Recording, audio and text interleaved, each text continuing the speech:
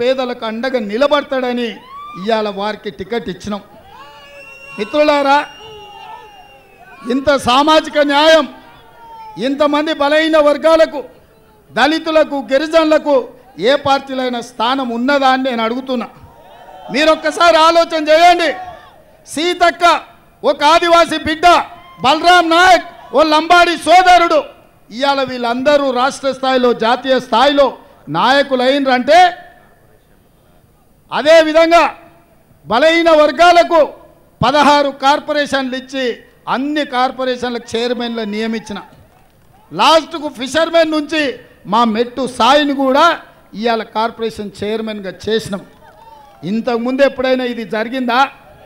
ఇంతకుముందు ఎప్పుడైనా చూసిండ్రా? ఇవాళ ఈ ప్రభుత్వం ఇందిరమ్మ రాజ్యం, పేదల ప్రభుత్వం, ప్రజాపాలన ఇది.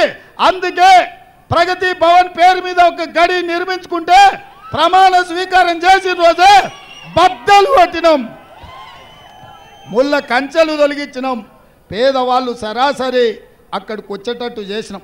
దానికి జ్యోతిరావు పూలే పేరు పెట్టుకున్నాం మనం. ఇవాళ ప్రతి బలహీన వర్గాలకు, దళితులకు, గిరిజనులకు, మైనారిటీలకు షబ్బీర్ అలీ గారు ఓడిపోతే ప్రభుత్వ ప్రత్యేక సలహాదారు కింద ఓ మైనారిటీకి అవకాశం ఇచ్చినాం.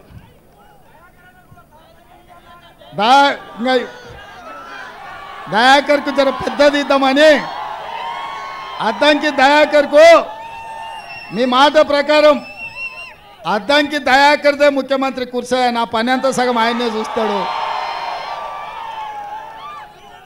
అద్దంకి దయాకర్ మీ రేవంత్ అన్న వేరు కాదు, మేమిద్దరం ఒక్కటే. తప్పకుండా ఆయనకు మంచి పదవి ఇచ్చే బాధ్యత నాది. కష్టపడ్డోళ్ళకు అవకాశం కల్పించే బాధ్యత నాది. అందుకే ఇవాళ మిత్రులారా, ఇవాళ మోడీ గారు